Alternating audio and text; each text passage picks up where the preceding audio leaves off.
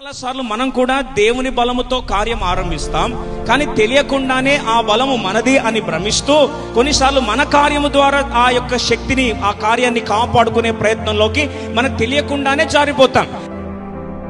శత్రువు కార్యానికి, సమాధానకర్త అయిన దేవుని కార్యానికి రెండిటి మధ్యలో యుద్ధము, అనునిత్యం మన మీద దాడి జరుగుతుంది. If you go against God's will, you will never experience peace of God. నేను దేవునికి వ్యతిరేకంగా కార్యం చేసినా సరే ఎప్పుడు చాలా బాగుంటుందని చెప్పి భ్రమలో ఉంటాడు.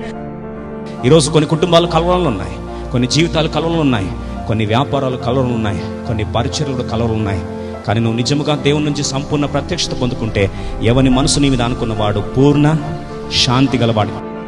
ఈరోజు దేవా, నీ దైవికమైన జ్ఞానం కావాలి, దేవుని చిత్తం తెలుసుకునే జ్ఞానం కావాలి, నీ మనసు తెలుసుకునే జ్ఞానం కావాలి ప్రభువా. నా బిడ్డల విషయంలో, నా భవిష్యత్ విషయంలో, నా యొక్క పరిచయ విషయంలో, నా పెట్టుబడుల విషయంలో, అయ్యా నా ఆలోచన విషయంలో, నా డెసిషన్ మేకింగ్ విషయంలో అయ్యా నాకు ఈ జ్ఞానం కావాలని ప్రార్థిస్తావా?